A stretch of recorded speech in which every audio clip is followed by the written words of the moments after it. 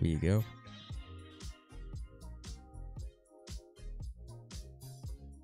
All right, and we're live. All right, how's it going? What's going on, Matty? It's going pretty good, man. How's it going with you? I can't complain, man. Can't complain. Don't mean I won't, though. Very good, very good. Your son Rhys doing all right? Yeah, he's doing great. He actually caught the flu this weekend, kind of out of nowhere. On Saturday, I was actually heading to the golf course to film a trick shot. My wife called me up, and she said, Rhys isn't feeling good, so I kind of rushed home, and we took him to the, urgent care, and they said he had the flu. And luckily, yesterday it kind of broke, and he's feeling better. So the whole squad is up and running again. All right, very good, very good. And Mrs. is doing all right? Yeah, she's same old Mrs. Shmeggy. Yeah. She's doing great. All right, I got to tell you, man. How's everything, dude? Everything's been good, still on the grind. And by the way, I'm wearing your hat right now. No, it's a pretty sick hat. I thought, for this special occasion, I'd do it. I saw that, dude. Yeah. With the signature. With the signature. You're rocking with style, man. I saw your story, man. You're looking good in it. You look a lot better than I look in it, that's for sure. I'm pretty sure you look just as good. All right, man. To start us off today, I'm just going to start with the simplest one, honestly. Biggest story this week, or one of the biggest. What did you think of the Super Bowl, man? I know my team lost. It feels bad. Oh, man. What happened there? Well, so I'm a Steelers fan. So going into this one, I was kind of hoping both teams could lose somehow.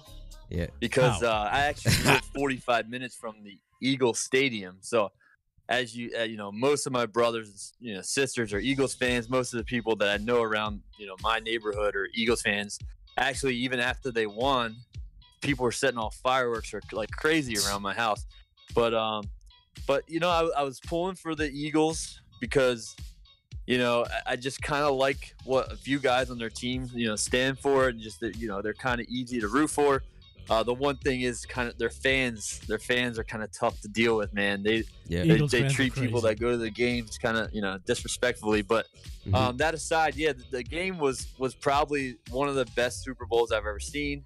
And just right down to the wire. One team looked like, the Eagles looked like they had it in the bag, and then the Patriots, came back after halftime looking good. They scored 3 straight touchdowns, and it was a crazy Super Bowl. It just had me nail biter the whole way for sure. And at the end, I'm happy for Nick Foles for getting the Super Bowl MVP. And, with 2 minutes and 20-something seconds or whatever it was left, and Tom Brady has the ball, and he's only down 5, and he has a timeout, and he has a 2-minute warning. I said to my wife, and she was rooting for the Eagles hard, I said, this game is over. They gave Tom Brady, too much time.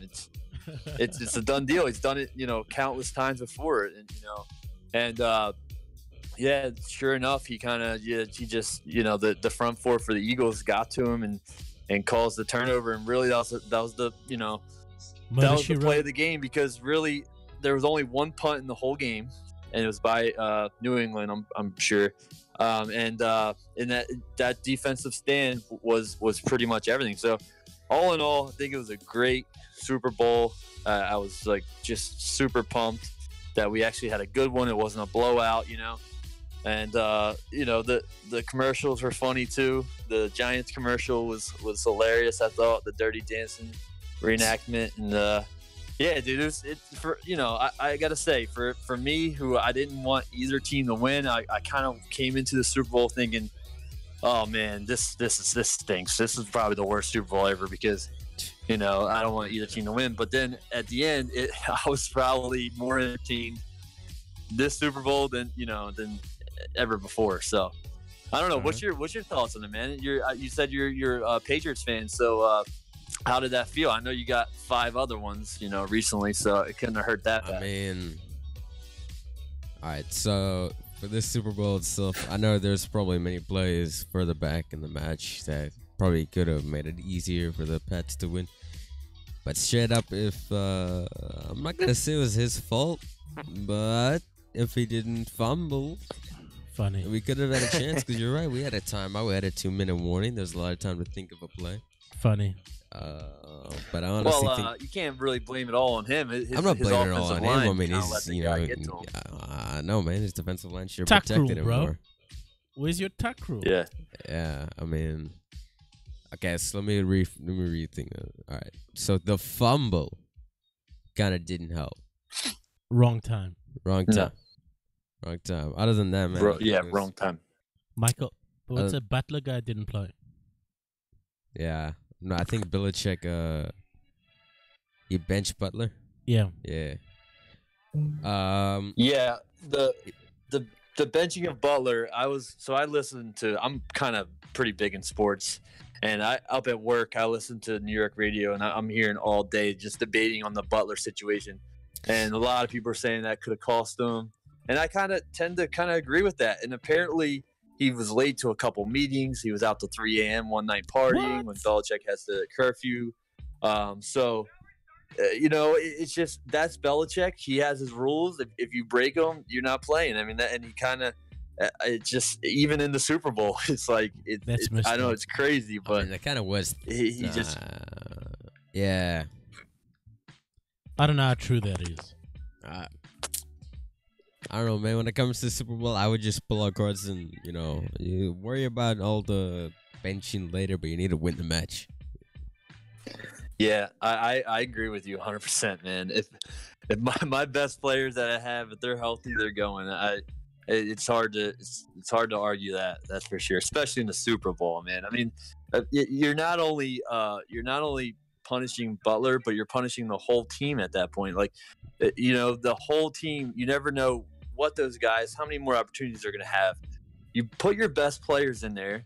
And then, you go from there. If you got to do other things to discipline them, whatever your rules are, whatever. But don't, hurt the other, guys on your team just because of one guy's actions. So there's definitely some arguments on either side. But I tend to agree with you, man. He should definitely play them. I forget the one guy's corner on your team, but he was kind of shutting everyone down, and they were just throwing away from him. So if Butler was, over there, I'm sure you would have stopped some of those passes from coming in. That's for sure. Well, anyways, in the end of the game, just in case there are any Philadelphia fans in here, congrats to the Eagles, first Super Bowl ever won, apparently. And they burnt the city down. The city down, lifting cars and stuff while they're at it. Yeah, I never got that. Like, your city wins for the first time in history. Instead of celebrating and your great city, you go around destroying it. I mean, listen, I know they didn't destroy it; they had their fun, but some of that stuff was unnecessary. But I guess when you add adult beverages in with something that never happened before, and I the think lube on things the lights can get a little crazy. And all the lube on the lights, man. Yeah, things are bound to get crazy. Yeah, all right. We do have like 5 Super Bowls, so I mean, it's the end of a dynasty. Yeah, I mean, us the Steelers have 6, so I don't mean to rub it in, but we have one more. Don't rub it in, but yeah, we got some. I mean, like my grandmother said, she was all like, you know what, man, we'll let the Phillies have this one because we have 5, they now have 1, so congrats to all that. That's right. I'm happy for them. I mean, I remember my first Super Bowl. All right, you remember it? What happened? Nah, it's just a joke that I was saying. Right. But I do remember the first one that I've seen. The first one I watched. I'll never forget that one. I think I was like 14 years old watching it. It was pretty crazy. All right. That was back in the Steelers day where we had Jerome Bettis. Way back in the day, so you're an old man now. Yeah, I'm feeling old, man. Like. So I don't know, for everyone out there, most people don't know my age, but I'm 28 years old. And I just, last year was my 10-year high school reunion, and I was like, man, that's when it hits you, dude. You'll know one day. You'll be like, all right, whatever, everyone's old. And then you'll be like, oh my gosh, my 10-year high school reunion hit. Like this, I'm getting old. So that's the point where you start getting old right there. Yeah, 10 years. That's pretty good. And by the way, that last trick shot vid that you dropped, I was pretty lit. I watched your Insta that day, and I was like, what's he gonna do? What's he gonna do, man? And then you pulled that, and I'm like, all right, that's respectable. Thanks, bro. Appreciate it, man. Yeah, it's been a little while since I dropped a good one. And I was pretty happy about that one. It's doing well. So it's always a good feeling when you drop a good one. I'm just gonna throw this question out there. Everyone asks me this. Always say I don't do many trick shots nowadays, but everyone's asking me this. I'm gonna put the question to you. Your average trick shot, man. Like, how long does it take you? Yeah, I get this question, dude. I gotta say, bro, I get this question all the time. Like, all the time. Which I can understand because I watch other people's trick shots. They're like, dude, perfect. I'm just like, how long? Just kind of curious. Yeah. And but I would say, like, you sit down to watch a great movie in the theaters. Do you ask yourself wondering like how long did it take them to shoot that movie? Like, nobody says that. But regardless, I see where people come from. No, my answer is it varies. And an average trick shot, I'd say it takes me 20 to 30 minutes of filming, like straight filming. But that doesn't include like thinking of the idea and driving to the course. All those things come into play. But yeah, so like for instance, my champagne bottle pop, the first one I did with my wife, it went super viral. It like popped, it like kind of kickstarted my page. That took 5 minutes to do it, and it's like 5 minutes of filming, and I got lucky. I'll say a luck, but. Like, so, for instance, I did another champagne bottle pop like a couple months later, and it took me like an hour and a half of filming to get it. Funny. So, like, I would say average 30 minutes of filming. But I have had shots, I've gotten it on like second try, and I've had shots take me hours, like 2, 3, 4 hours to get a shot.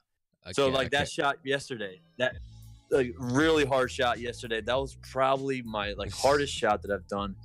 And like, I got it a couple times within about a half hour, but I didn't really like the way it kind of turned out. It wasn't like smooth.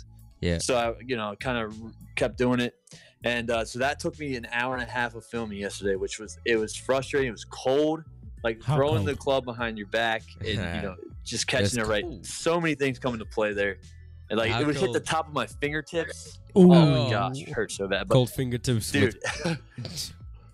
Yeah.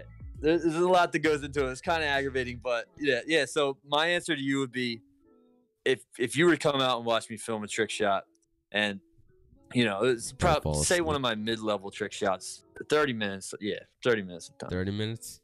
All right, that's a minute. Yeah. All right. Okay, so you're not one of those people that spends 5 hours on a trick shot, or have you done that? No, I mean it's. Don't get me wrong. Like I said, I've had before where I've done that, but it's rare.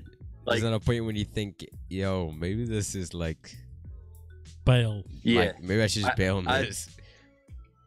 Yeah, dude. Yeah, absolutely. I've bailed on the shot before, but for the most part, I usually get it. And like I said, like 30 minutes of filming, like especially nowadays, I don't have much time. Yeah. If I don't get it within the first 30 minutes, I'm pretty much like, all right, I ain't got time for this. I'll either like make it a little bit easier or like switch something up. You know what I mean? Yeah. But yeah, I mean, I'm only human. Like people think there's some people out there that think I'm like as good as Tiger Woods, and there's some people out there that think I'm a terrible golfer and I just do trick shots all the time. I'm like a 20, so I'm like somewhere in the middle there. You know what I mean? So I'm like not the worst golfer in the world, and obviously not the best, but yeah, so I don't spend all my time doing these trick shots. It's literally, I spend 30 minutes a week on these things at the most. So it's not like I'm out there all the time trying these things. Aside from juggling, you know what I mean, juggling. Do you think trick shots actually take, like, there's a certain amount of skill that you need to pull off maybe some of the harder trick shots? Because some trick shots just look like they're set up. You hit one thing and then everything else follows. But like, do you think there's actual skill to it, or do you think it's more of a, I don't know, timing based thing sometimes? Obviously it depends on what you're doing, but I'd say people ask that question. That's a good question. probably, I'd say 50% of my shots.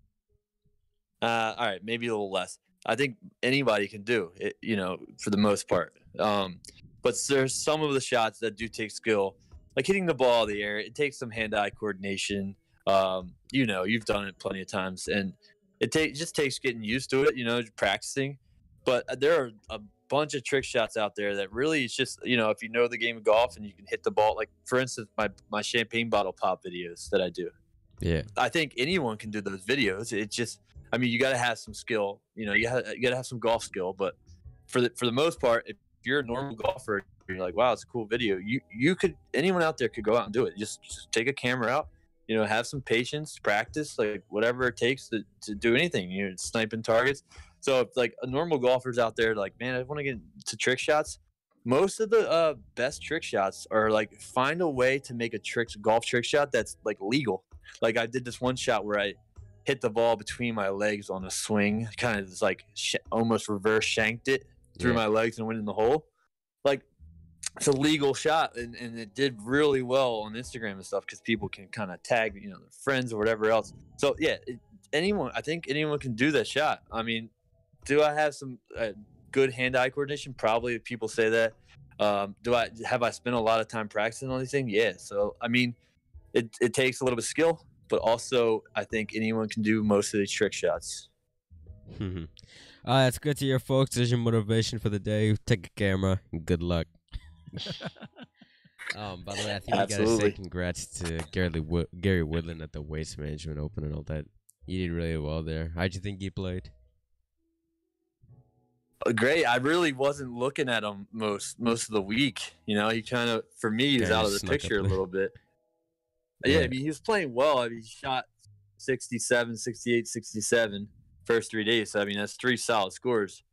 And then he came in and fired a 64 final round. Like, definitely got to give it to him.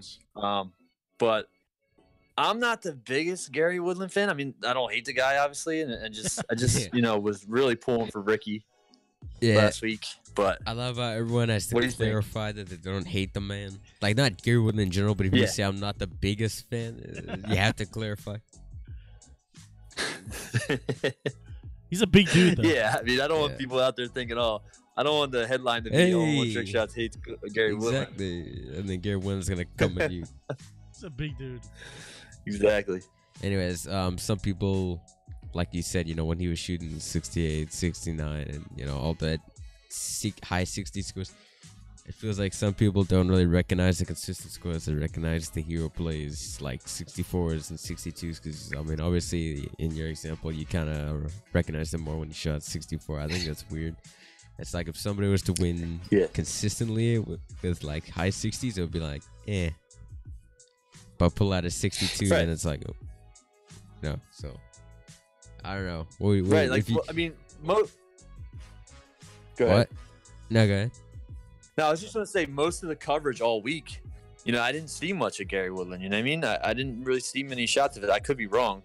I didn't watch all of it, but mostly I was watching, they showed a lot of Ricky, obviously, Phil, and a few others. But, yeah, so Ricky shot 66, 66, 67, and then 73, laid an egg on the last final 18. But, yeah, man, for me, I love watching the Waste Management Phoenix Open. I was out there last year. Red Bull brought me and Ryan out for some trick shots, and it was like experience like I've never seen. On the 16th hole, people say it all the time, but if you've never been there, if you're out there listening, never been there, you got to make it a bucket list thing because it's really not that expensive. It's kind of affordable.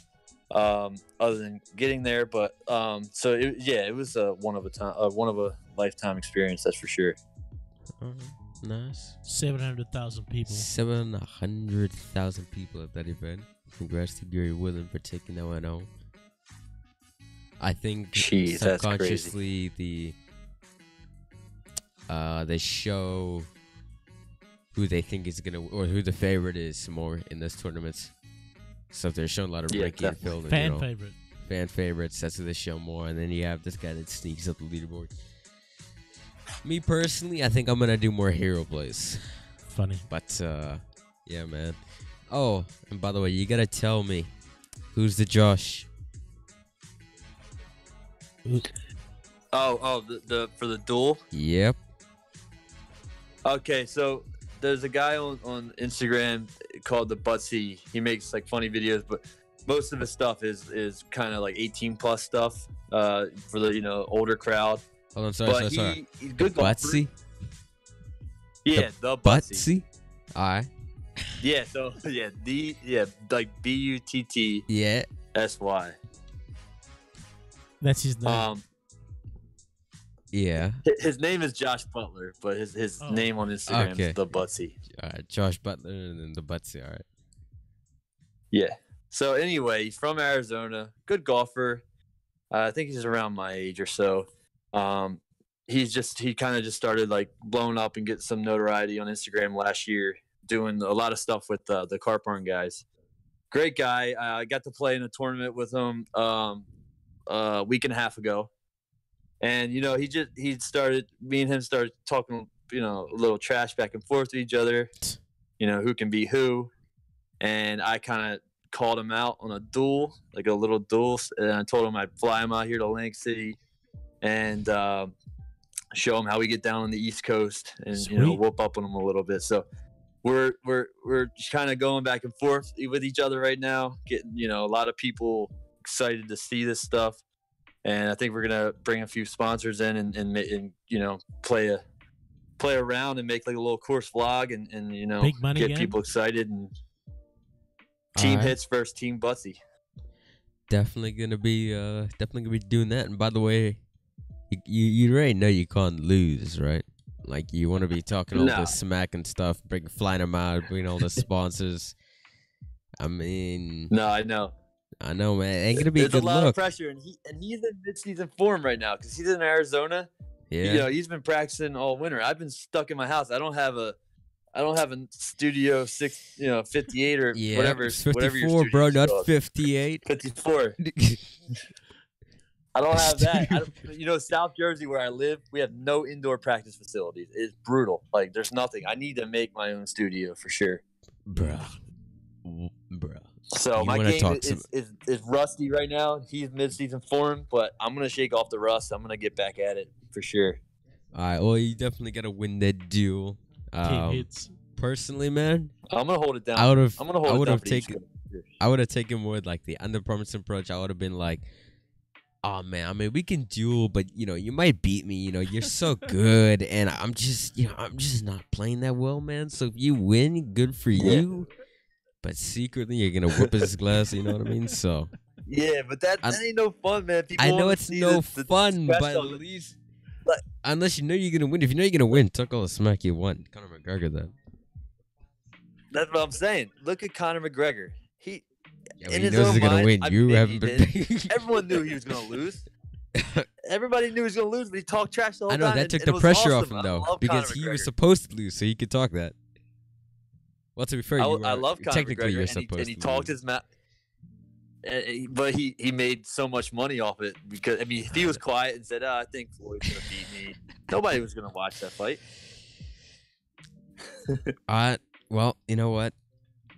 There's only one rule: talking smack. You gotta follow it up. I wish you good luck with the duel. Definitely on team hits. Thanks, for bro. that I one. appreciate it. I'm gonna hold it down for us here at the East Coast, dog. You better rip the East Coast, bro. And by the way, Buttsy, you're probably not, but if you're watching this, I'm only on team hits because I know the man. I don't know you, and I only pop with people that I know. You know what I mean? So, team hits. Let's do this, Buttsy. Let's wrecked, go, hopefully. baby. Team hits. What date? What's the date? All right, what's the date for the duel? We haven't nailed down a date, but we're thinking like last weekend of April, somewhere along there. Last weekend of April. All right, that's before. That's not guaranteed, but that's what we're thinking. All right, definitely do that. What course do you think? Maybe. Well, I think we're gonna play. There's a private course here called Galloway National, which is probably my favorite course of all time. I've actually had 2 hole-in-ones there, and it's just like I love the course. And you got to know the course if you want to play well there. It's really tough, really, really hard course. Home field advantage. So I'll have the advantage of the course. I played there a million times, know everything about it. So that's another thing that I have on my side. So yeah, I'm excited about that. Well, I wish you good luck with the duel. Again, you know the chorus. Just don't pull a B rabbit. And Mom spaghetti. Mom spaghetti. Don't mom spaghetti, there, man. We want teammates. I know a lot of people. Dude, I don't get nervous, bro. I don't choke. You don't Doesn't happen. You don't choke. You don't ever get nervous. No, I get nervous. I do get nervous. That's if you don't, if you don't get nervous, it means you don't give a pop. All right, man. Yep, I know you're busy, man. sure. I don't want to take up any of your time, but is there anything else you want to add? Funny. No, man. I just wanted to say, dude, I love everything you're doing, the grind, bro. Like even the stuff that you're doing here. I think you're ahead of your time, and I respect everything you're doing for the game, and I wish you the best of luck. With everything. I think you're going to go places, and I know, years down the road from now, I'm going to say, dude, I had an interview with that kid, Maddie, when I'm watching you on TV. So, dude, I love it. I'm proud of you. Keep it going, dude. Through all the, I see some of the negative comments that you post that people say it's ridiculous. But yeah, dude, just keep up the great work, bro. Well, haters gonna hate. You keep chasing yours, man. Thanks for joining us today. And no problem, man. Take care. Yeah. All right, you take care as well. Peace. See ya.